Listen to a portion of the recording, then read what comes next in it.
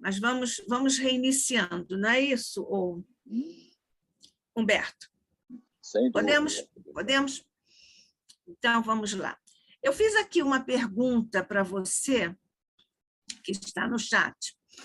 Humberto, você nos falou sobre a solidão que nós demos a Jesus e temos dado a Jesus. Segundo entendi, você mantém essa percepção, né, de que nós, até hoje, estamos nos mantendo afastados de Jesus e, portanto, mantendo Jesus em solidão. Em termos práticos, que comportamento deve a criatura humana ter hoje, dias de Jesus, deve a criatura humana ter hoje para dirimir tal solidão? Em primeiro lugar, pessoais que nos identifiquem mais com o Mestre Jesus. Em primeiro lugar, pois, o esforço de amá-lo, porque não conhecemos força maior para aproximar duas criaturas do que o amor. Essa experiência eu tive durante os mais de 30 anos de sala de aula, em todos os níveis, sobretudo nos níveis superiores, na universidade, quando, na nossa realidade do dia a dia, havia professores aceitos e professores não aceitos. Mas o critério de julgamento dos alunos nem sempre é um critério que se baseia em quesitos de qualidade. Muitas vezes, uma pessoa se indispõe com o mestre porque não entende a matéria, ou se indispõe com a matéria porque não entende o mestre. E era preciso apenas que houvesse um esforço de aproximação, um esforço a partir do qual houvesse uma primeira palavra, um primeiro gesto, um primeiro reconhecimento do esforço, da doação, das dificuldades pessoais do professor e também do aluno. Quando os dois se aproximam, se o senhor apertar, ele vai desligar. Quando o aluno começa a gostar do professor, compreender como pessoa, então, muitas vezes, ele realmente descobre a sua afinidade com aquela disciplina e termina realmente mais tarde com saudade do professor. Então, a forma que nós temos é exatamente exercitar o nosso amor por Jesus, a partir, logicamente,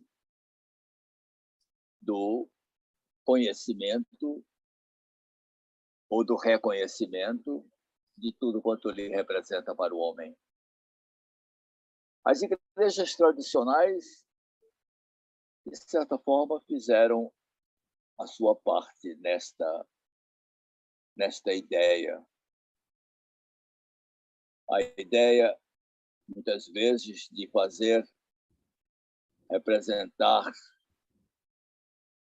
o Mestre Jesus, a própria figura de Deus, ou dos ritos, ou das chamadas relíquias da igreja, criavam uma espécie de objeto de amor. E para as crianças espirituais há de ter realmente sido importante naquele momento. Mas para o homem do século XXI, somente o Espiritismo tem o condão de criar em nós o espírito religioso de que precisamos para compreender bem a vida e, por consequência, aprendermos a expressar a vida sem agredi-la, mas até procurando engrandecê-la através de atos que possam nos identificar como verdadeiros trabalhadores do bem, ou pessoas propositadas a fazer o bem.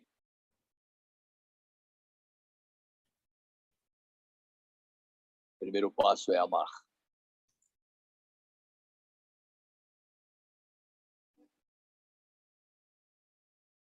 Tem um segundo? Opa, tem um segundo? Tem. O segundo é consolidar esse amor através de uma coisa que é tão pouco perceptível nestes momentos de nossa história, que é a coerência. Coerência.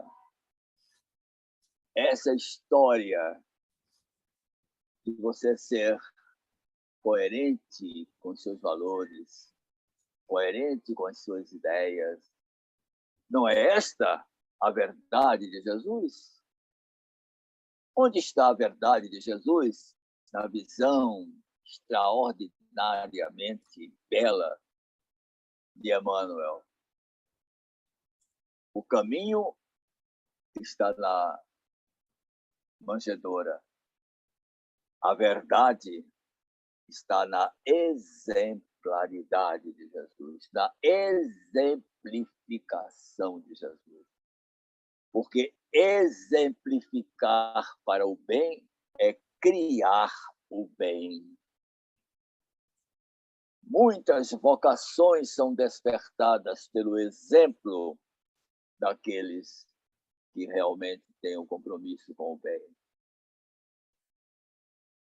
Para nós, não faz falta nenhuma o herói que não está no panteão representando Jesus, porque ele não tem espaço ali. Para nós não fazem falta os dados corriqueiros da história, procurando documentos em Flávio Josefo ou em algum outro cronista do tempo, porque realmente os passos de Jesus são muito melhor definidos pelo exemplo que ele foi capaz de deixar. A grande condição de semeador.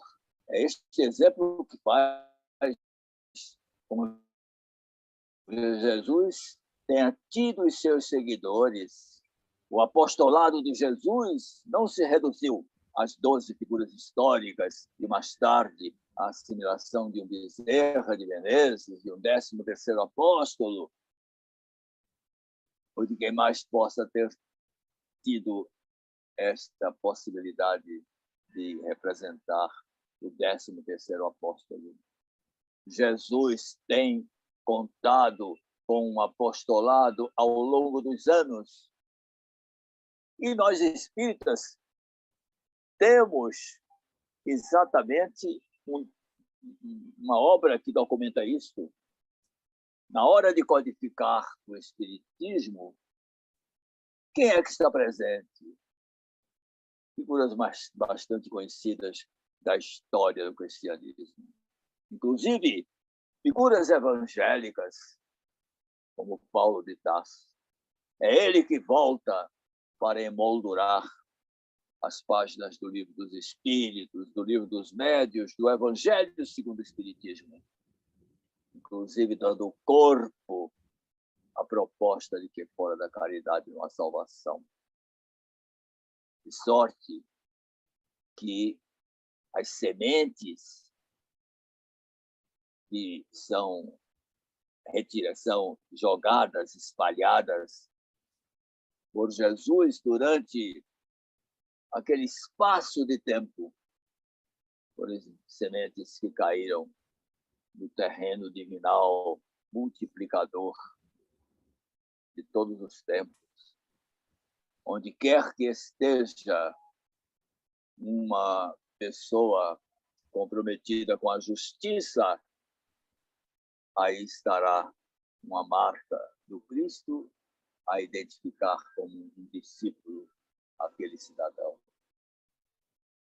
Nem precisamos de esforços para identificar fulano, reencarnação do cicrano, porque isto aí, como não temos uma documentação comprobatória, poderia ser, vamos dizer, uma crônica, uma fantasia.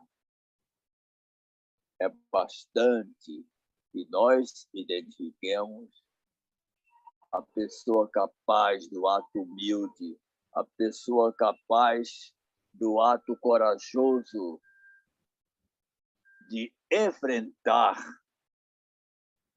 os grandes insultos com o silêncio. Que silêncio maravilhoso Jesus impôs ao governador Pôncio Pilatos, quando jogando com um charme canhestro a sua túnica, ele pergunta a Jesus o que é a verdade. Silêncio do mestre é um silêncio que fala muito a todos nós. E onde quer que haja uma pessoa capaz de, em nome da verdade, em nome da justiça, em nome do amor, sacrificar-se através do silêncio.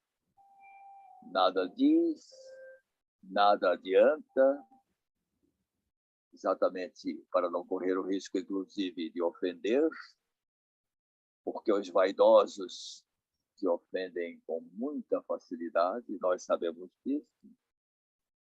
Onde está aquele que pratica essa forma de silêncio? Não para destituir-se de suas missões, demitir-se de suas obrigações, mas para ser coerente com aquilo que representa. Onde estiver uma figura desse tipo, estará um apóstolo de Jesus. Por isso que nós podemos dizer, corroborando o ensinamento do próprio Evangelho, onde houver uma semente do bem, haverá uma ceifa, haverá uma colheita efetivamente correspondente à expectativa daquele que semeou. Humberto, você acha que um comportamento de ler trechos do Evangelho e da codificação é um passo importante e efetivo para vencer a solidão que medeia entre nós e o Cristo? Nesse caso, a oração, qual o papel que a oração pode ter para superar esse gap, essa distância de solidão entre o homem e Jesus? Minha querida irmã, a oração é fazer a palavra brotar dos lábios. A palavra latina os oris quer dizer boca.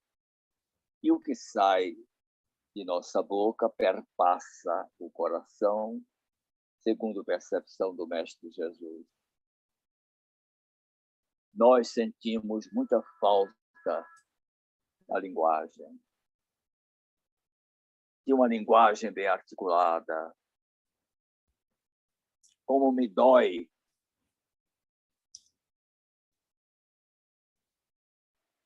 ter o desprezo a que nós relegamos o valor cultural de nossa língua-mãe. Quanto me dói a ausência dessa consciência latina, que não está presente apenas nas chamadas neolatinas, está presente em todas as manifestações do espírito humano. Eu me lembro que nas minhas raras oportunidades de experiência internacional, mesmo estando em cidades cujo idioma não dominava, eu sabia muito bem me localizar exatamente pelos conteúdos gregos e latinos que eu encontro em praticamente todas as línguas europeias, por exemplo. De sorte que esta ausência de conceito do bem cultural de nossa língua é uma das marcas, inclusive, de nossa pobreza, de nosso pauperismo atual. A forma dialetal a que nós reduzimos a língua portuguesa é um crime de lesa majestade. De sorte que prezo por demais a linguagem da literatura espírita. Tive muito trabalho na minha própria casa, no meu evangelho no lar, em que os filhos achavam muito pomposa a linguagem, mas eu os fiz sentir que a forma diferente de dizer corria o risco de alterar o recado. Não é somente fruto, a compreensão de um texto não é somente fruto de sua boa compreensão naquele momento. A compreensão de um texto, a melhor interpretação e a melhor forma de converter-se em conhecimento consciente, como quer o Johnny Dewey, é exatamente ele ser versado numa linguagem que seja capaz de ser entendida de longe. Nós que lidamos com o texto, com a literatura científica, nós bem sabemos disso. Tenho certeza absoluta que, em relação a você, minha querida irmã Nádia, isso acontece também. Você conhece um texto mal traduzido até sem conhecer o original daquele texto. Sim ou não? Verdade. Verdade. Verdade. Verdade, sem dúvida. Quantas vezes eu digo, não, fulano não pode ter pensado isso. Não foi assim que ele pensou. Um dia desses,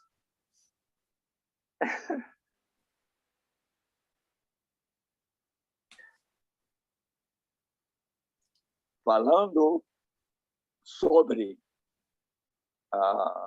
Jesus, Alegria dos Homens, Jesus, Alegria dos Homens de Bach, disse, não, ele não disse isso. Aí eu fui buscar o texto original. Auf Deutsch, em alemão. Submeti a um sobrinho torto que eu tenho, casado com uma sobrinha minha, que mora lá na Alemanha, ele é alemão, se me traduza literalmente. Eu não quero nenhuma interpretação, quero literalmente. Aí fiz a minha tradução para colocar no meu texto. Claro, porque aquela tradução que está no folheto, às vezes é uma coisa assim, improvisada, né? Segundo plano. Então, a leitura do versículo bíblico, a leitura, nós temos um estudo de Emmanuel, que fazemos lá no Teresa de Jesus, porque no Teresa de Jesus nós realizamos um esforço de espiritificar a casa espírita. Exatamente porque, ao longo dos anos, foi transformada num abrigo de menores. Imagine o que é isso. E isso fez com que a sua vocação espírita desaparecesse. Até que Teresa de Ávila me convenceu a convencer os meus irmãos do Peixotinho a tomarmos conta da instituição. E a minha primeira ideia foi restaurar a sua condição espírita. E lá, então, nós fazemos um trabalho de espiritificação. Tenho certeza que Teresa de Ávila está muito satisfeita, porque nós estudamos Emmanuel, lemos o versículo e todo o contexto bíblico do versículo, para que as pessoas entendam por dentro. E nós, então, podemos sentir a essencialidade, inclusive das repetições, não é isso? Do polissindetismo de algumas expressões, tá certo? E tudo isso tem razão de ser. Me lembro agora de uma leitura que fiz recente de um filósofo francês que foi sacerdote, ele apreciando uma coisa interessante. A mudança da língua latina para a língua do lugar nas cerimônias religiosas católicas é uma providência recente. Pois bem, houve certas comunidades que não aceitaram a tradução, sobretudo de determinados valores que estavam impregnados na sua alma. E o padre diz, foi difícil empurrar naquelas pessoas Cordeiro de Deus. Eu disse, não, é Agnus Dei. Agnus Dei é mais do que Cordeiro de Deus. Pronto, respondi a sua pergunta. Ou não? Isso é prece, isso é oração. É oração. Humberto, eu vou pegar carona aí nessa sua abordagem e acho que você vai concordar comigo. Porque você falou sobre a falta de amor à precisão na linguagem em que estão vazados os ensinamentos do Evangelho e da doutrina espírita ou da codificação. Todas as questões que estão no entorno da tarefa de tradução estão aqui também pontuados no seu comentário. O movimento espírita tem o hábito de transcrever frases em toda parte, nos folhetos, em toda parte.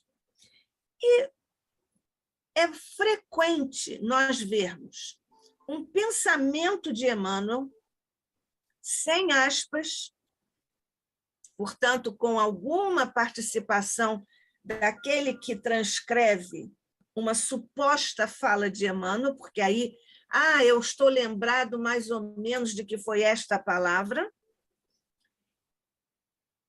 e assim não colocam lá como sendo da autora de Chico Xavier. Se você quiser usar aquela informação, você não tem precisão, você não pode ter confiança em reproduzir aquela frase e muito menos de dizer que ela é de Chico. O próprio Chico disse, eu não sou autor das obras que psicografo. Não é? O Chico, nessa humildade, nesse rigor, que é um rigor do trabalho mediúnico, ao mesmo tempo que traduz e revela um rigor metodológico, até científico, na citação de textos. Você concorda com isso? Eu acho que sim. É, perfeitamente. Perfeitamente. Porque, inclusive, a mim não me diminui citar uma frase dando a sua origem. A mim não me diminui. Como também a mim não vamos dizer, engrandece o fato de atribuírem a minha pessoa.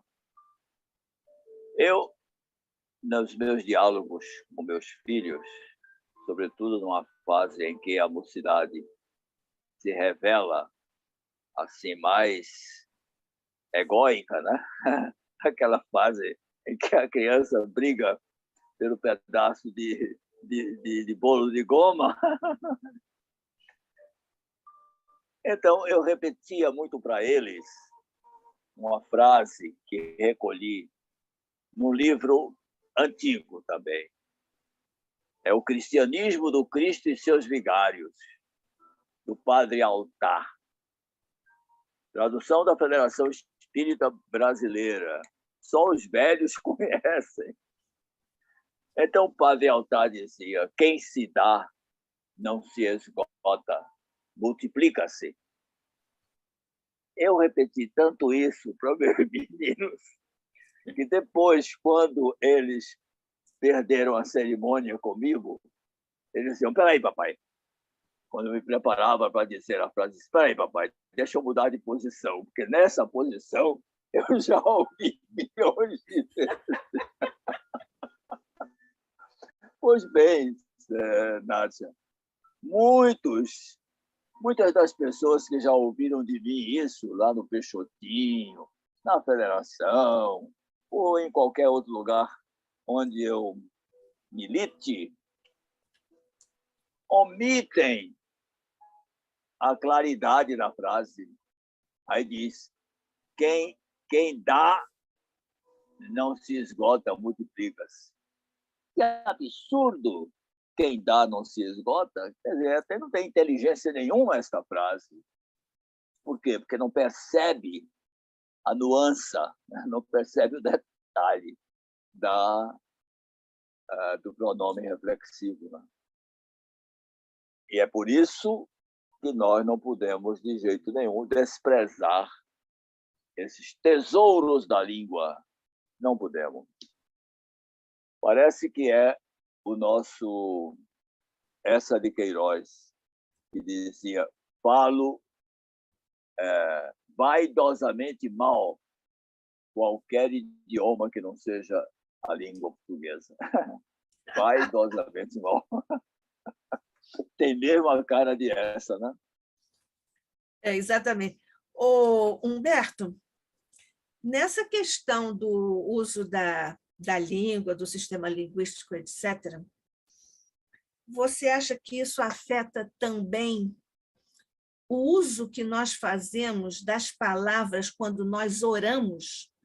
Ou isso suplanta pela nossa postura diante daquilo que não é visível? Porque, Paulo, aqui nós estamos falando da fé agora, né?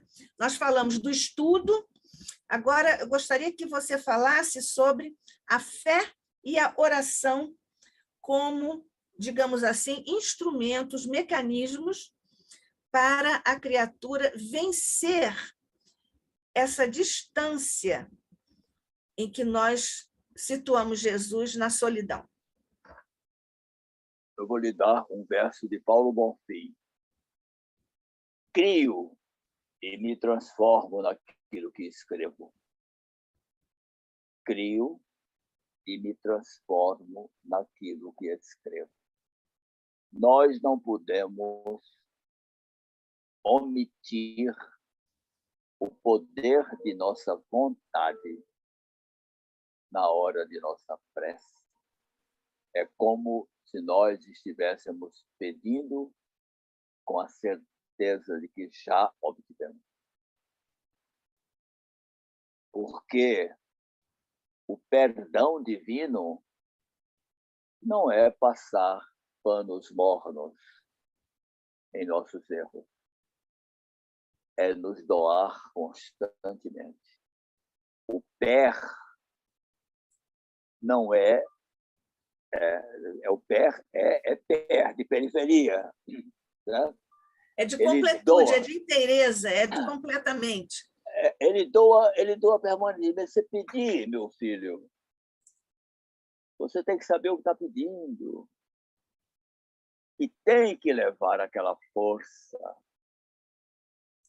Quantas vezes você se prepara para orar e as palavras não fluem? Depende tanto. Agora mesmo, na palestra, me fugiu o nome de Herculano Pires. Não é? E isso acontece muito, sobretudo se você tem 85 anos. Você começa realmente, nome próprio, é uma coisa que começa a embaralhar em nossa mente. Depois chega, mas muitas vezes acontece. Não é? E aí aquele conflito entre a ideia do esquecimento e a vontade. A nossa vontade é sempre frágil, então a ideia prevalece. Né? Então isso aí já é para os psicólogos. Mas olhe, minha querida irmã, não há dúvida nenhuma de que nós temos de nos apresentar como espíritos maduros ao nosso Mestre Jesus. A melhor forma de homenageá-lo e pedir desculpas a ele pelas nossas falhas é exatamente esta. A de dizer, pronto, mestre, eu te trago esta petição com os elementos que a transformam em bom direito. Pronto, é o que o bom advogado faz.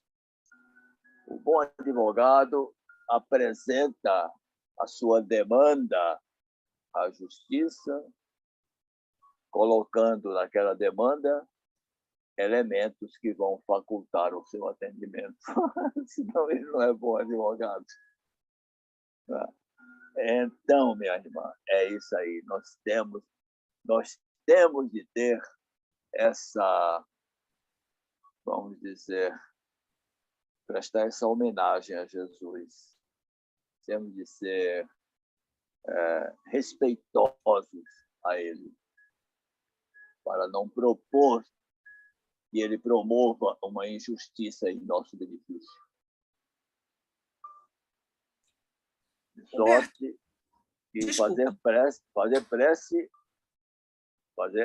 orar é realmente um ato de parceria com Deus.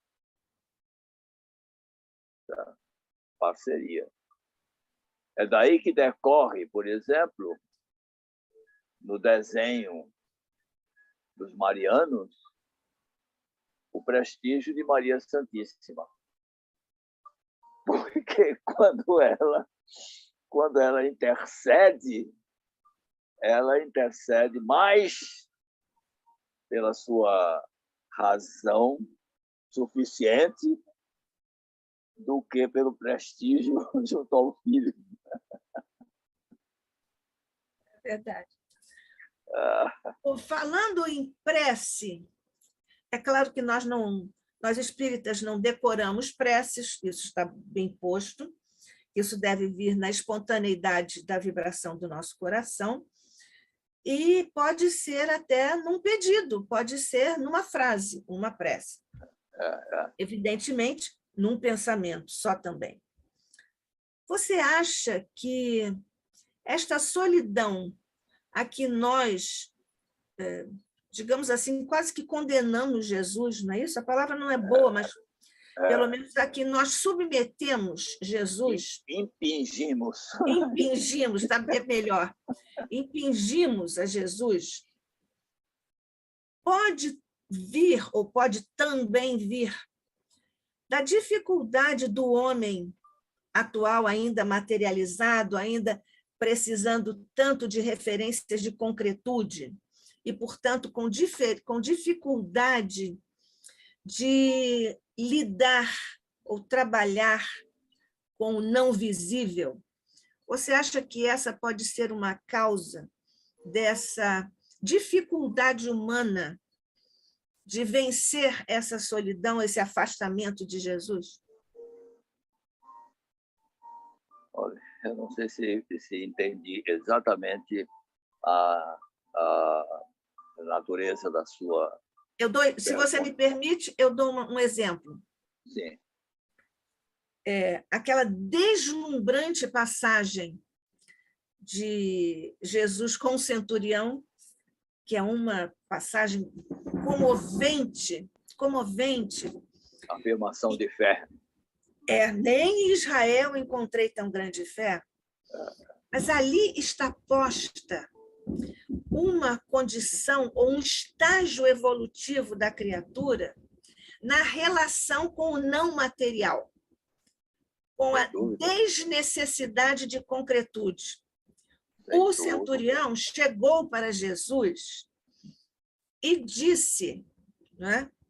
Ele não pediu a Jesus, vai até a minha casa, fisicamente até a minha casa, para ver o meu servo e curá-lo. Ele disse, fala ao Lógon e cura o meu servo. Né? Isso revela que o centurião, a despeito da sua formação militar, de toda a sua condição profissional, ele tinha uma postura de confiança, ou de fé, se quisermos usar a palavra, na relação com o que não é visível, mas que existe. Exatamente. A ponto de que Paulo disse que a fé é nós acreditarmos numa coisa que a gente não vê. Não é?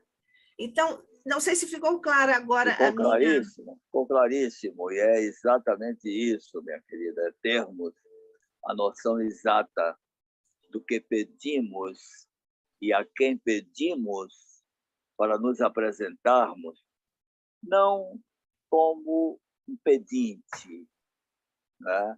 Não como aquele carente que continuará carente depois da dádiva, né?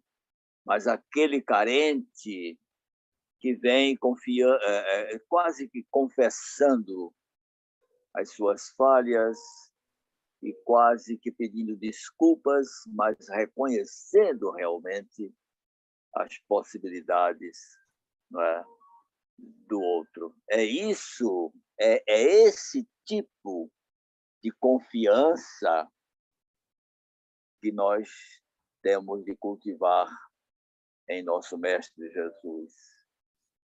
É nesse sentido que Paulo diz: tornai-vos confiáveis. É nesse sentido, certo?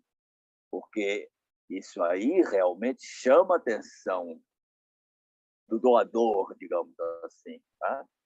Quando chega uma figura que quer apenas disputar aquele momento e outra figura que desce do telhado para pousar exatamente onde está a solução do seu problema. Tá? Quer dizer, quando essa figura desce do telhado e diz, olha, seus pecados já estão, né? Porque realmente ele curou.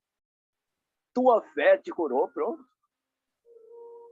O reconhecimento de Jesus sobre isso, tirando, inclusive, um mérito que a ele se atribuía, do milagre, né?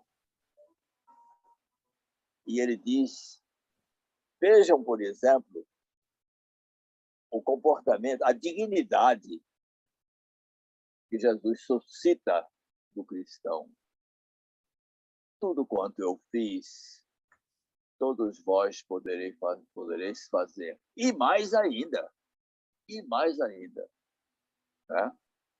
Veja como Jesus nos trata com uma dignidade realmente extraordinária. Né? E nós, muitas vezes, estamos sem ter a dimensão desses valores todos.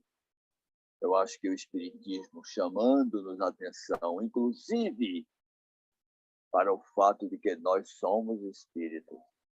Tá? O único combate eficaz ao materialismo é a consciência de que nós somos espíritos. Eu tenho uma síntesezinha, que até escrevi lá no livro de Peixotinho, que escrevi sobre Peixotinho. Como é, meu Deus? Ser espírita é saber-se espírito. Ser espírita é saber-se espírito. Pronto. É o seu Cedo ou livro? tarde. É o livro que eu digo, A Materialização do Amor. a materialização que você titulou, né? Vamos aqui dizer para os nossos irmãos o livro, vamos lá. O livro já está em terceira edição. Eu não me vinculei. Eu editei 2 vezes no Recife. A terceira vez foi feita pela Comunhão Espírita lá de São Paulo, e em terceira edição. Né? Eu não me organizei no sistema de distribuição, tanto que ainda hoje eu estou remetendo esse livro para conhecimento das pessoas, porque eu quis fazer um livro eminentemente documental mesmo. Tá? Sim, eu sei. E então é Materialização do Amor, Vida e Obra de Peixotinho. Na terceira edição, eu inclusive coloco, logicamente, textos que eu considero essenciais, né? E é esta obra que realmente está um tanto esgotada, digamos assim, mas eu estou atendendo ainda hoje a remessas dos últimos exemplares que ainda estão disponíveis. E se houver uma dilação do meu prazo de permanência aqui, é provável que eu ainda me arbore a fazer, ou pelo menos a estimular. Eu tenho um amigo que está estimulado a escrever uma nova biografia de Peixotinho. E vou estimulá-lo realmente, porque ele é mais moço do que eu. Tá bom. Tem 84 anos? Não, eu não tenho, não. Ele é da década de 70 ainda. Tá bom. Tem muito chão pela frente. Humberto, mas eu quero aqui dar meu depoimento. Eu tenho esse livro, A Materialização do Amor, que é um livro primoroso que eu recomendo a todos. Aproveitando que estamos falando Você tem a terceira edição dele? Não, terceira não. Eu preciso mandar. Tá bom. Eu preciso mandar para você a terceira edição, Obrigada. Tá certo? Eu vou mandar uns 5 exemplares para você ter aí. Obrigada. Distribuir com algumas pessoas. Obrigada. Mande no meu e-mail o seu endereço residencial. Tá bom. Tá, obrigada, querido. Muito obrigada. E aí você pode. E todos os que quiserem também estejam interessados nesse livro importante sobre mediunidade, desse grande médium, dessa referência em mediunidade no Brasil, podem falar aqui com o ICEB, comigo ou com o próprio Humberto. Mas já que estamos no terreno, diga. Não, o que eu quero dizer é o que me mobilizou mais para a produção do livro foi a revelação do homem, a revelação da pessoa. Eu nunca pensei em encontrar exemplos gritantes de simplicidade, de humildade, de espírito de serviço, de prazer de servir. Puxa vida, olha o puxa vida aí. É isso. É isso. Mas então, já que estamos falando de mediunidade, e claro, com essa referência inequívoca do Peixotinho, você acha que... Como é que você vê a percepção que tem o homem sobre a mediunidade e a sua postura de estar distante de Jesus, a mediunidade ou a percepção do homem a respeito da efetividade da mediunidade pode trabalhar o homem na direção de começar a vencer a solidão perante Jesus?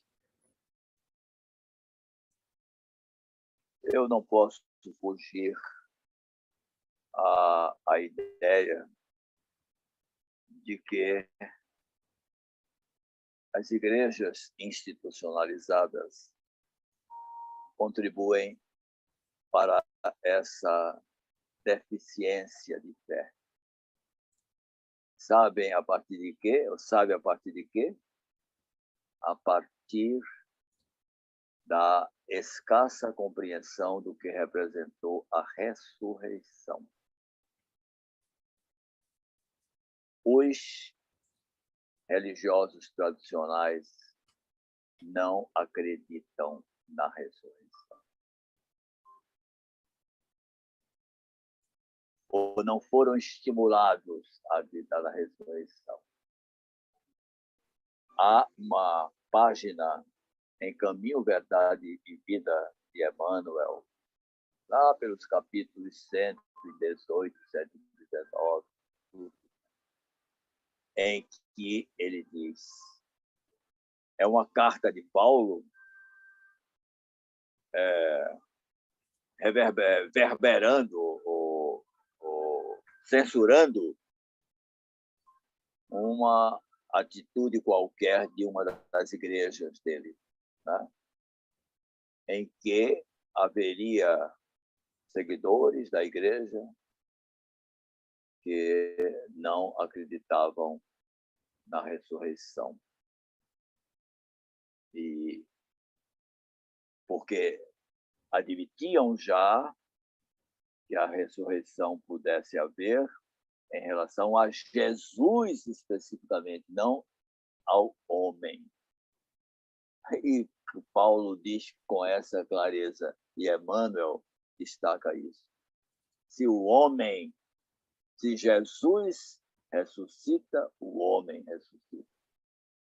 Foi o homem que ressuscitou. Foi o homem que foi a Emaús, foi o homem que esteve e está conosco. É o Espírito, né? Então, essa história de atribuir o ato da ressurreição ou qualquer outra atitude, inclusive na área da mediunidade, ao Espírito Santo, é isso que tira da pessoa comum, como nós somos, não é isso? A confiança de que nós somos médiuns. Olha o valor da afirmação de Kardec, de que todos somos. No meu contato direto, né, com pessoas a quem estou atendendo, no atendimento fraterno e tal, eu sinto felicidade de dizer a uma pessoa: fluidifique a água na sua casa. Por que essa história de confiar somente na água que é fluidificada na casa espírita? Precisa acreditar mais em você, na sua prece. Deus atende. fluidifique, faça isso, conto a história toda. Eu sinto felicidade. Por exemplo, aquelas pessoas carregando litros de água, né, e coisa e tal. Então, nós atendemos, claro. Temos pessoas de boa vontade que fazem aquilo. Mas desequipar o estudioso do espiritismo ou quem participa de uma atividade espírita, desequipar dessa condição de efluviar a própria água, eu não posso fazer isso. Não posso fazer porque quando a mãe dele, quando ele era criança, ou dela, soprava o machucado da perna depois de uma queda, ela estava dando paz. E eu tenho que dizer isso. Exatamente para não estimular as pessoas a chegar na casa espírita e dizer assim, olha, meu filho está ardendo em febre, o senhor podia passar por lá para dar um passe?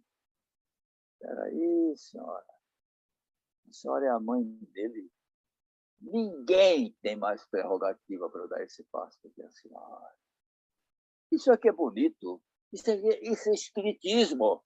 Isso é chamar a atenção. Não sou eu que sou espírito, não. Todos nós somos espíritos. Tem que despertar isso. Esta é a única forma de se combater o materialismo. Não existe outra forma. E o combate ao materialismo é exatamente a função do Gládio, aquele Gládio do poeta, né? Gládio, para que eu lutasse.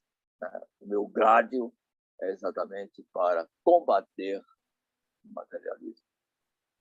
E o materialismo se combate com isso, exatamente com isso.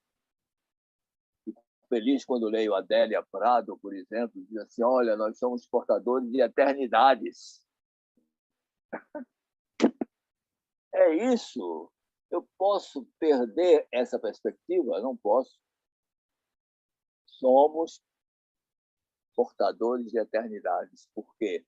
Porque as emoções que nós fixamos com alegria ou com a participação profunda de nosso psiquismo são eternidades.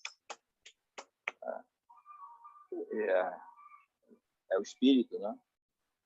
Então, minha irmã, é isso. O nosso trabalho é grande exatamente porque as pessoas relutam em se conhecer. É mais fácil você eleger um guru. É mais fácil você perguntar ao pastor. É mais fácil. Mas, na medida do possível, nós vamos combatendo devagarinho essas acomodações que disfarçam. Né? O próprio espiritismo, a prática espírita, claro, né? Nós não temos uma célula máter nas federações, por exemplo, né? Mas não temos, graças a Deus, um código proibitório, né? Nem um nihil obstat. Não temos, graças a Deus. E não temos o direito de coibir a liberdade das pessoas, mas temos o direito de dizer a cada um que cabe fazer por merecer essa liberdade. Porque senão ela lhe será cortada, infelizmente. Que é exatamente a falta de consciência de fazer valer o seu livre-arbítrio, né? Humberto, eu fiquei aqui monopolizando você, prevalecendo-me até da minha condição aqui, mas eu indago se os companheiros que estão conosco têm alguma pergunta, alguma observação, alguma solicitação para você se colocar diante de algum tema.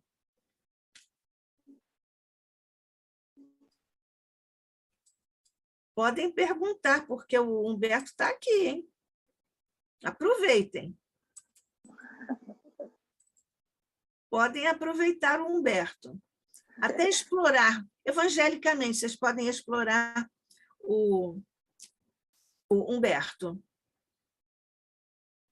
Nádia, eu não vou fazer uma pergunta propriamente. Eu só gostaria de me dirigir ao professor, dizendo, jovem professor, que encanto! Você, quando começa a falar, parece que traz lá aquela alma de jovem, aquela paixão pelo conhecimento, pela cultura, por Jesus, por Kardec. Então, isso é assim, contagiante. Eu me senti totalmente seduzida nesse estudo incrível. Então, obrigada e que essa sua veia apaixonada continue envolvendo muita gente. Muito obrigado, minha irmã. Como é seu nome? É a professora Rosa Martins? Não, Terezinha, aqui do Rio de Janeiro. Terezinha, eu tenho muita afinidade com as Terezas. Trabalho numa casa de Teresa de Jesus. Teresa de Ávila. Pois Olha, minha irmã, eu estou com a tela do meu computador aberta aqui para um registro que eu fiz. E aí eu peço até perdão à Nádia, que estavam falando de legitimidade de informações, de citações. Parece-me haver lido isto num livro de Johnny Mace, que é historiador da literatura em língua inglesa. E ele, a pretexto de mencionar obras de uma mesma tendência estética, ele faz referência a umas palavras que ele atribui a Goethe e que eu não vi na obra de Goethe. Lógico que eu sou conhecedor da obra de Goethe, quem me dera, mas o que eu conheço dele, eu não tive a oportunidade ainda de ver onde está essa beleza de pensamento, mas que constitui exatamente essa marca de Cristo que está impressa no nosso DNA em função de nossa genética divina, conforme reconhece o nosso Emmanuel em Vinha de Luz. Então, Johnny Mace, que não tem nada a ver com essa história, é um historiador apenas da literatura. Aliás, parece até que foi esposo de Helen Keller, né? Aquela cega surda-muda extraordinária. Parece que ele foi o esposo dela, o companheiro. Então, Johnny Mace diz, atribuindo a Goethe, veja que frase, não sentes. A frase já está, vamos dizer, adaptada mais ou menos a um estilo assim, de língua portuguesa mesmo. Né? Não sentes em ponto recôndito de vosso ser, que ele apela muito para a palavra mistério, misterioso e tal, né? Aquele conteúdo católico, né? Ele diz, não sentes em ponto recôndito de vosso ser um poder desconhecido, olha o mistério, visível no mistério invisível. O que é isso, meu Deus? O que é isso, meu Deus? Né? Vai procurar o que é isso na mente de um homem. Não sentes?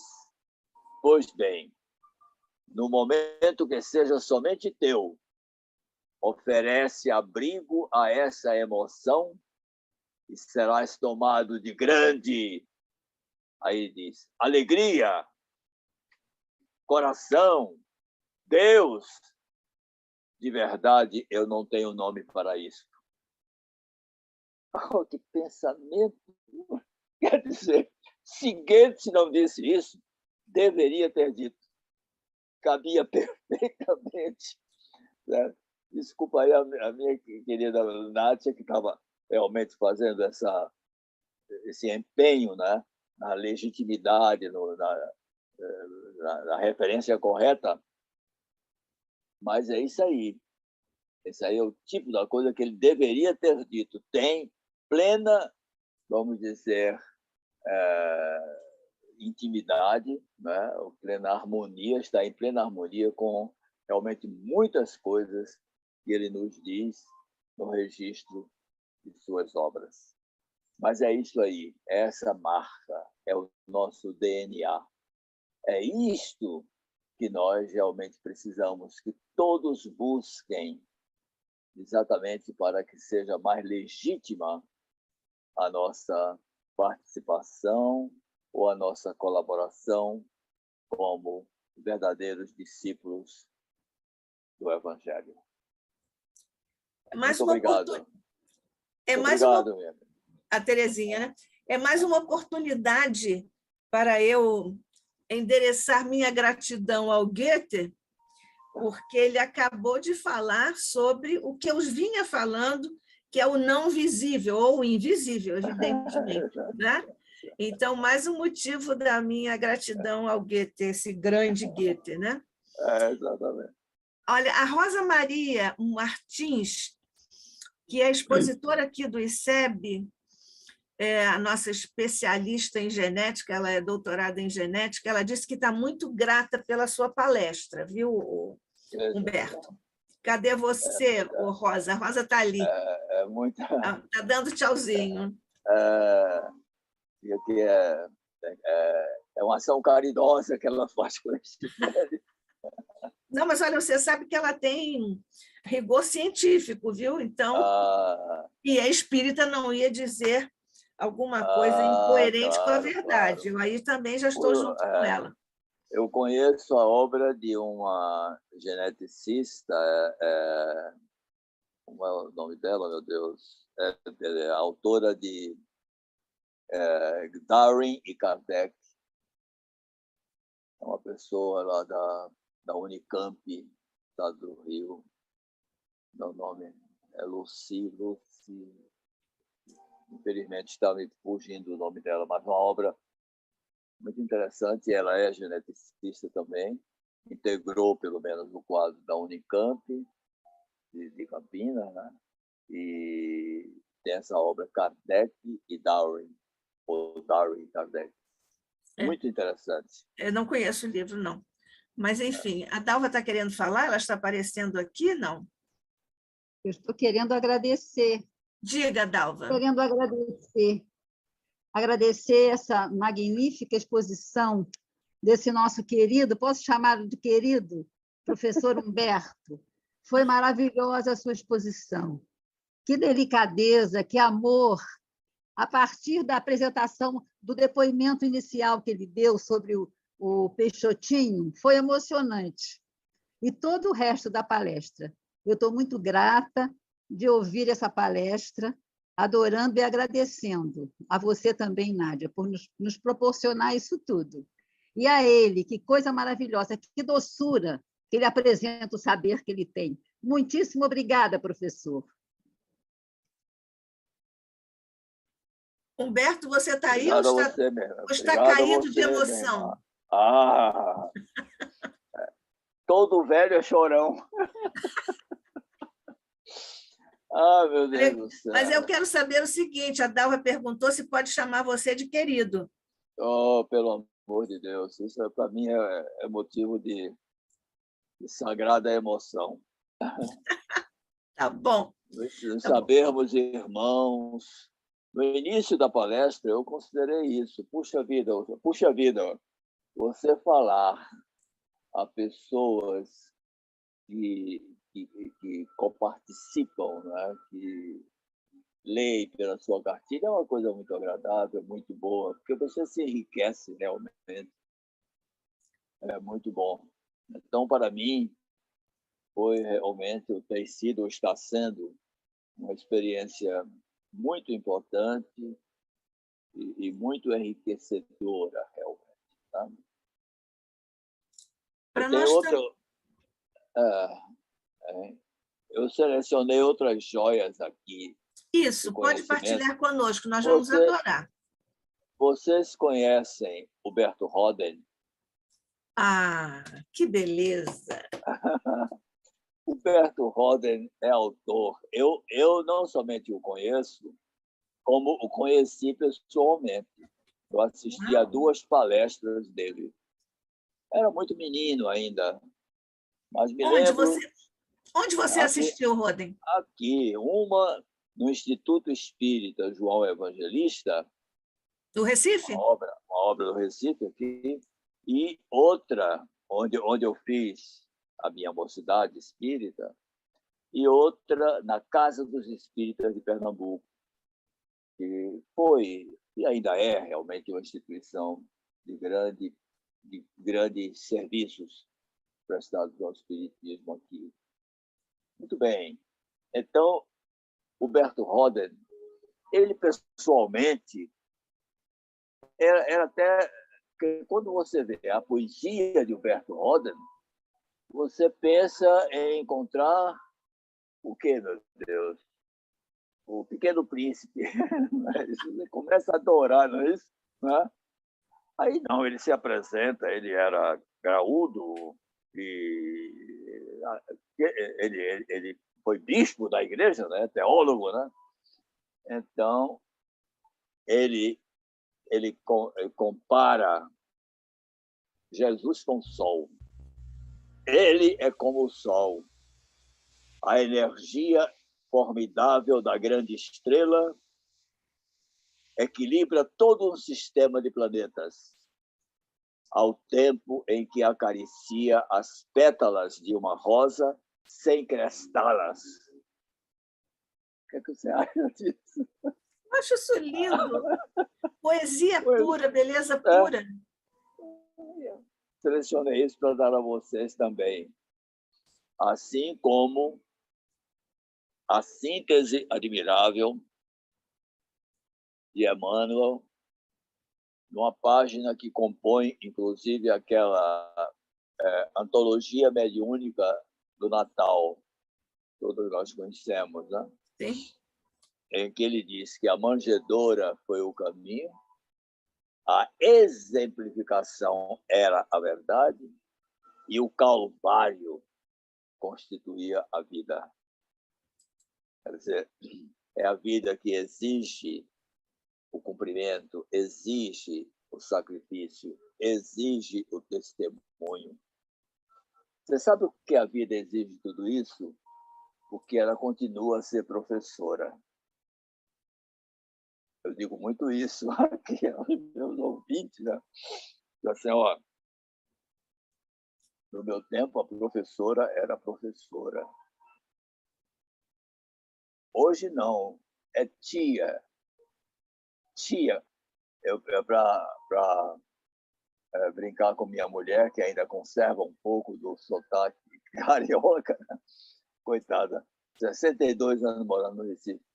Mas a gente convive muito no Rio também. Pois bem, então, a professora hoje é titia, mas há uma professora que continua professora, é a vida. A vida não é titia de ninguém. E sabe por quê? Porque a vida continua a usar a palmatória. A vida continua a usar a palmatória. Essa é que é a verdade. Na minha primeira escola, a escola de Dona Almerinda, quando minha mãe me fez ingressar naquela sala, a escola funcionava na casa dela, que era defronte da nossa casa,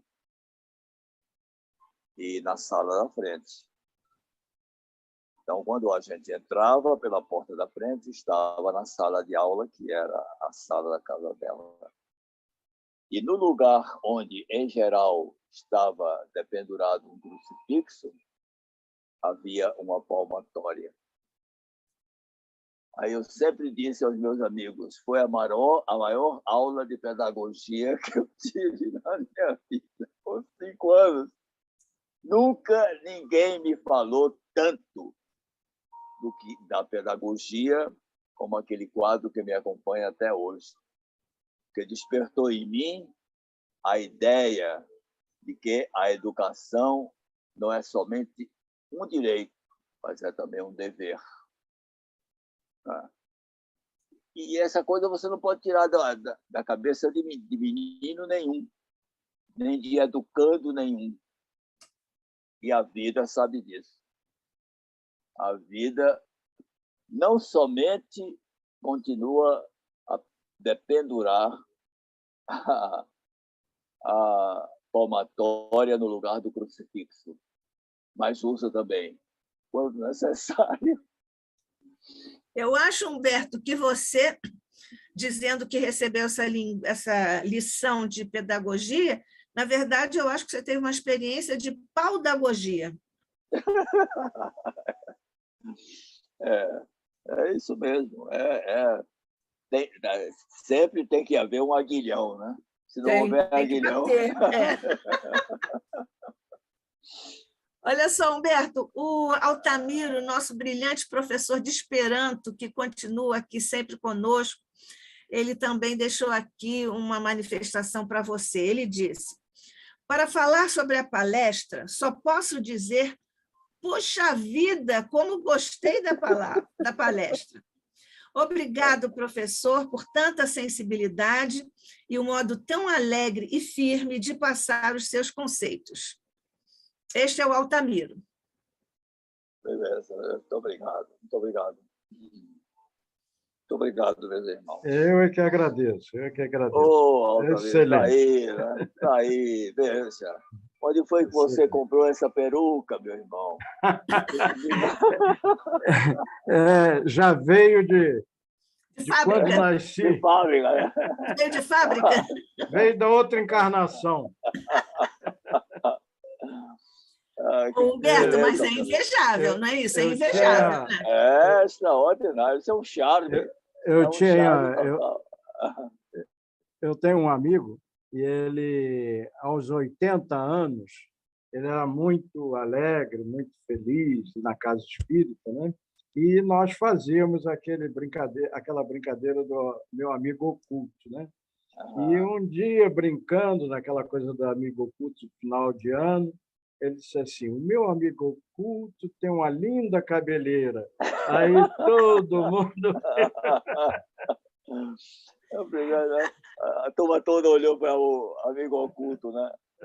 Amigo que se fez conhecido. Você foi traído pela sua cabeleira, tá bom, não vou falar nisso. Mas é um caso, caso. Bem, a cabeleira também foi cobrada aí na história bíblica. Sim. Olha o Sansão aí, olha o Sansão aí.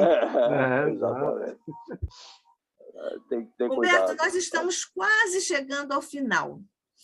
Eu quero Deixa saber eu ler se você tem outra passagem aí, e depois eu vou fazer uma perguntinha para você.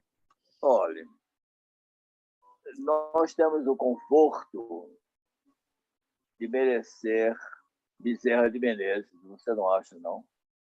Que é confortável você ter Bezerra de Menezes. Bezerra tem uma receita de remédio contra gripe homeopática, que inclusive até hoje é oferecida lá pelo André Luiz, foi o grupo de Peixotinho aí no Rio. Pois bem, então eu dei de chamar aquela fórmula de Bezerrão, com a minha intimidade de convencer. E não é que ele mencionou isso alguma vez, numa reunião aí pelo Rio, disse: é o Bezerrão. Veja que coisa séria, que coisa extraordinária. Agora, a minha alegria em dizer isso É porque é uma dádiva, realmente, para nós termos Bezerra de Para nós Menezes. todos termos Bezerra. É uma dádiva, tá? Em 2007, eu estive em Portugal e fiz aí umas 25 palestras. E numa das palestras eu chegava à cidade do Porto, maravilhosa cidade do Porto. Linda. Extraordinária, né? Já era de noite e fui convocado para uma reunião, uma palestra. Foi a primeira, eu acho que eu fiz, pelo menos lá no norte de Portugal. Aí eu não sabia onde era, não sabia quem era, e a pessoa que me levou disse, não, é no centro histórico da cidade de Porto, tem aquele casario antigo, né? Aí você sobe uma escada e vem mais outra, e lá em cima. A reunião começava às 9 horas da noite, para nós aqui já é batendo a madrugada. Aí quando eu chego lá na porta, Centro Espírita Bezerra de Menezes, não dá para não me sentir em casa. Então veja Bezerra o que nos diz lá no Espírito da Verdade. É a velha literatura espírita. Para extinguir a chaga da ignorância que acalenta a miséria. Veja que frase. Para dissipar a sombra da cobiça que gera a ilusão. Para exterminar o monstro do egoísmo que promove a guerra. Para anular o verme do desespero que promove a loucura. E para remover o charco do crime que carrega o infortúnio, o único remédio eficiente é o Evangelho de Jesus no coração. Mano. Que negócio, rapaz. Espírito da Verdade, aquela página exordial do Espírito Sim. da Verdade, uma obra que todos nós temos. Né? Sim. E ele complementa isso em favor de Kardec da seguinte forma. Sejamos, assim, valorosos, estendendo a doutrina espírita que o desentranha da letra. Ele se refere ao Evangelho, né? Sejamos, assim, valorosos, estendendo a doutrina espírita que desentranha da letra o Evangelho na construção da humanidade nova, irradiando a influência e a inspiração do Divino Mestre, pela emoção e pela ideia. Olha a emoção, pela emoção e pela ideia, pela diretriz e pela conduta, pela palavra e pelo exemplo.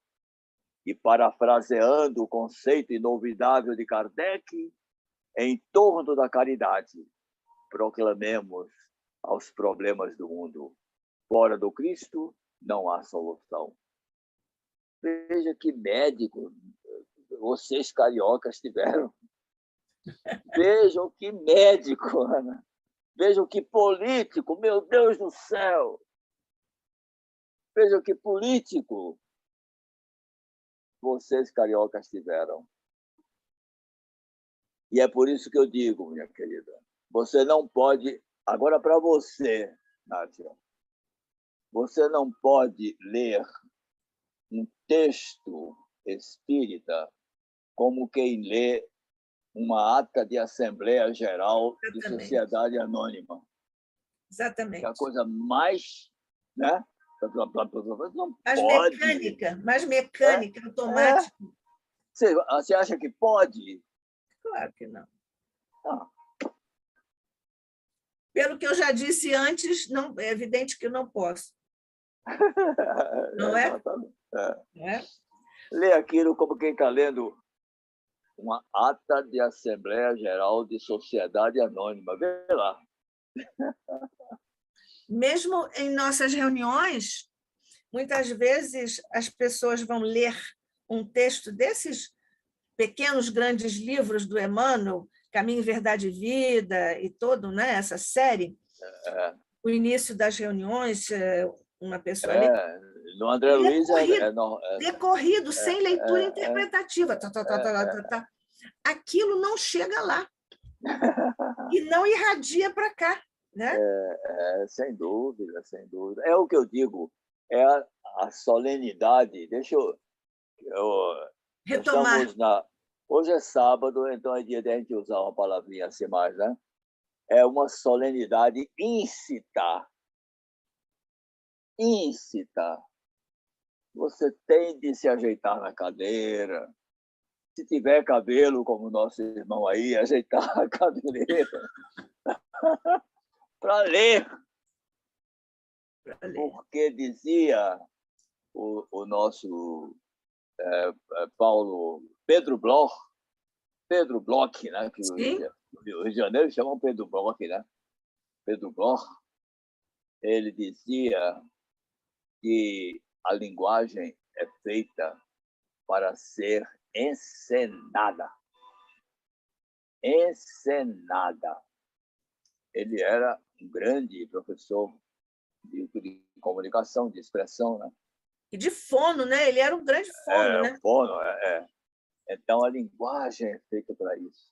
Tanto que nós apoiamos as nossas palavras com as mãos, com o gesto, com o gestual todo, que é uma forma de linguagem riquíssima, né? De sorte que, minha querida irmã, que tarde magnífica você me proporcionou. Para mim, acho que foi muito boa. E para mim foi tão interessante porque eu vinha muito acumulado assim de alguns problemas, inclusive de saúde e tal, mas virei menino no convívio com vocês. No ICEB. No ICEB, exatamente. Olha, nós estamos praticamente terminando o nosso encontro para te agradecer profundamente, mas eu ainda preciso lhe perguntar o seguinte. Claro que todos nós gostamos, apreciamos, nos sensibilizamos com todas as frases de Jesus e com todas as cenas do Evangelho de Jesus. Mas existe alguma que te fale muito mais particularmente, ou cena, ou frase de Jesus? Aquela em que ele se propõe a compartilhar a unidade de Deus com os seus amigos. Eu acho que a palavra amizade, que em espanhol é amistade, Isso. tem que ser amistosa por excelência. Eu achei aquele momento íntimo de Jesus com seus apóstolos flagrado apenas por João. O Evangelho de João é mediúnico da cabeça aos pés, vamos dizer, não é verdade? Aí ele flagra esse momento que é de uma delicadeza profunda, profunda. Puxa, ele é a síntese do Sermão da Montanha, ele é a síntese até do próprio sacrifício de Jesus, né? Durante a caminhada do Calvário, né? E ele é a síntese realmente de tudo mais, quando ele, na intimidade, como se fosse alguma coisa que ele estava compartilhando ali, por estar entre família. Né? Eu acho que nesses momentos ele fala mais ao espírito humano, do modo geral, do que até mesmo estando na exuberância de uma praia, né, de uma montanha, em que realmente ele é corroborado pela natureza, digamos assim. Ali não, é no silêncio, né, entre amigos. É um momento divinal para mim. Realmente é um momento divinal que eu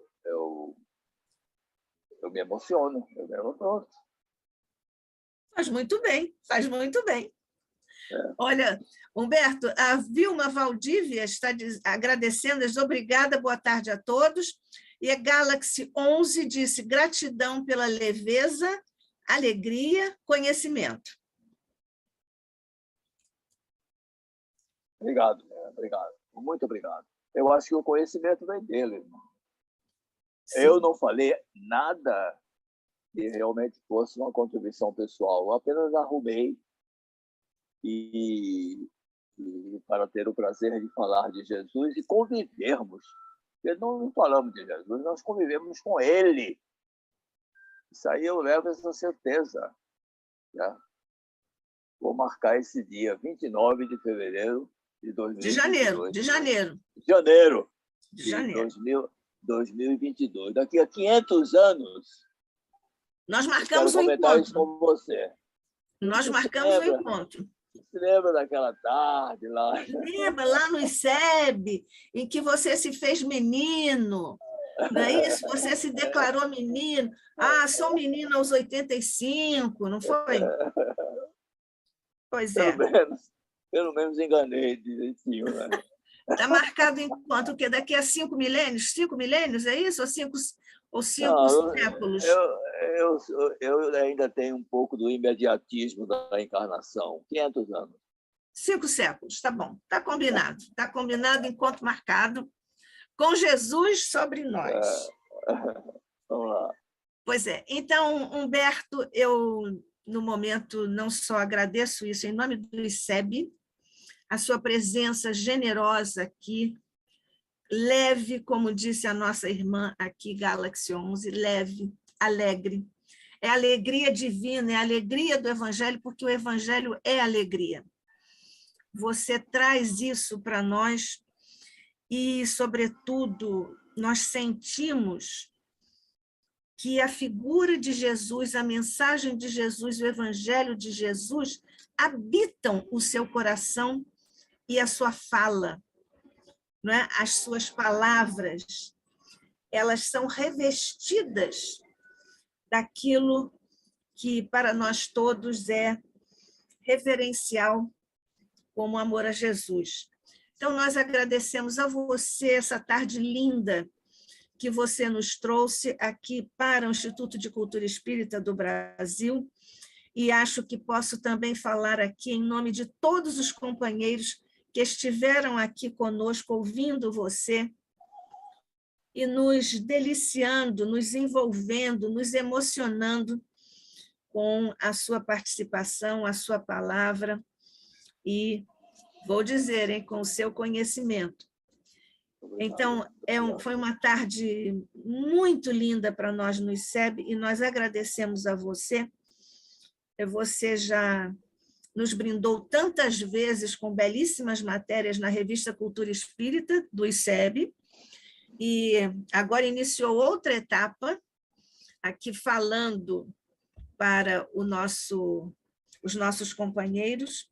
Então, já vamos agendar outras coisas, nós estamos inventando coisas e você está no meio das nossas invenções. Maravilha essa sua ideia. Em geral, inclusive, eu criei um conceito não muito simpático de uma palavra que não tem nada a ver com isso, que é live. Quando alguém me convida para uma live, eu digo, meu pai do céu. Poxa vida! Puxa vida! Eu acho que o meu cunhado esteve conosco, sabe? Você acha o Peixotinho? Eu acho, porque, afinal de contas, esse cara era tão meu irmão que a primeira visita que ele me fez, eu não estava casado ainda, uma irmã dele. Foi lá pelo ano de 58, 57, 58, 59, talvez. Ele era advogado, né? Então, estava acompanhando um processo em Maceió. E aí eu recebo um telefonema difícil, meu Deus. No final de contas, ele disse, estou aqui em Maceió, tá? Ele pega um ônibus e venha para cá. ele fez a primeira visita e foi aquela coisa, né?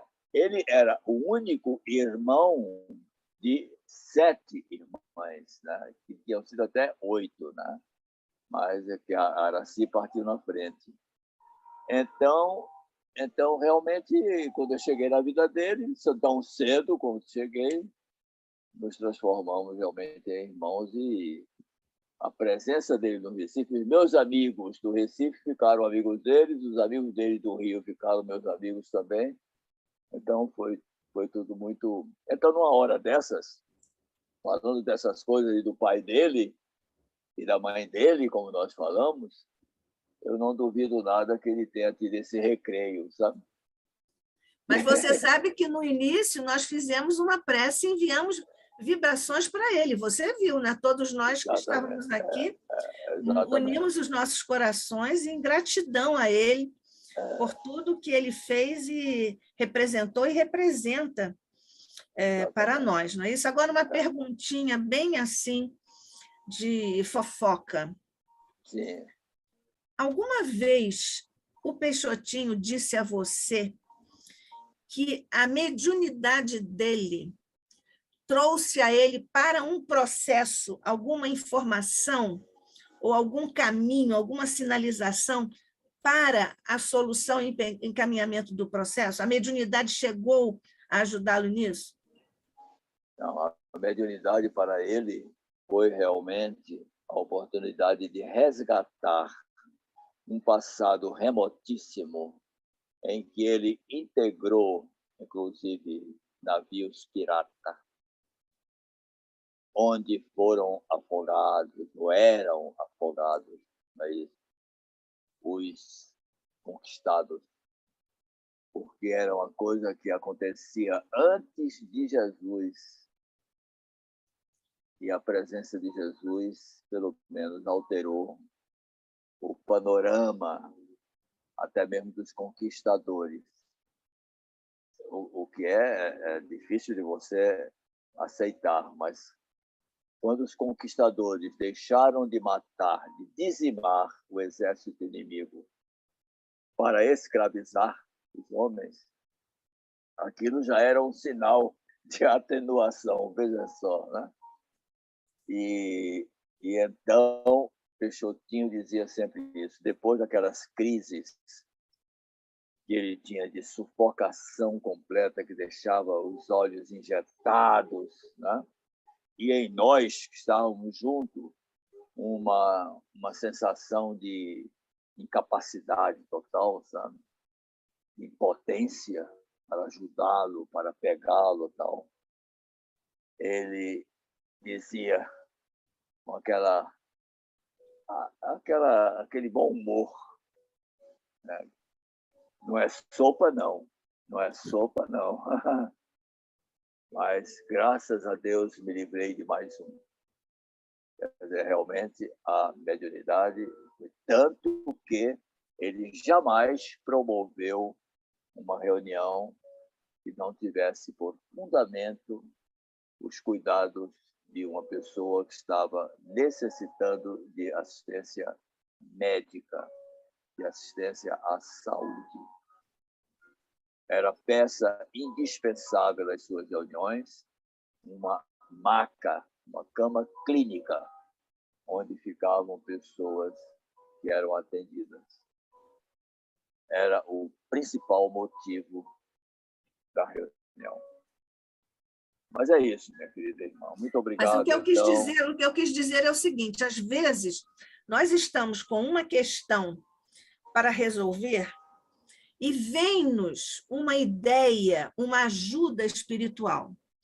O que eu te perguntei, é claro que essa ajuda, essa captação, não é? Essa abertura de um médium do quilate do Peixotinho era maior, pelo menos, do que a das pessoas comuns, até mesmo de alguns médiuns comuns, né? Então, o que eu te perguntei era o seguinte, se acontecia, como ele tinha esses canais abertos, se acontecia de ele pela naturalidade com que ele trazia essa, isso está lá no Livro dos Espíritos, né? A condição física para o exercício da mediunidade, se isso teria ajudado na captação de algum caminho para a solução de algum problema, porque nós temos isso, né? Nós temos isso na nossa vida comum. Eu não tenho dúvida nenhuma, até mesmo pelo sucesso que, apesar de todos os pesares, ele obteve com a carreira militar dele, né? É uma pessoa que entrou convocado aos 18 anos, né? E, apesar de toda essa dificuldade de ordem material e de ter transcorrido grande parte da sua carreira durante o período da guerra, o que o fez ser transferido demais, né? Apesar disso, ele migrou na carreira até o posto de capitão, sempre realmente realizando cursos e sendo promovido. Então, o que eu digo é isso, no compartilhamento daquilo que ele tinha, na construção de uma casa que era a casa de todos. Meu Deus do céu! Você tinha de andar praticamente com a sua roupa debaixo do braço, porque era tanta gente naquela casa, era uma casa pequena, né? E minha mulher se lembra muito de que, em determinado momento, eu a chamava assim no canto, assim, não pense que você vai fazer na minha casa o que seu pai faz na sua, não, viu? Vai ser diferente.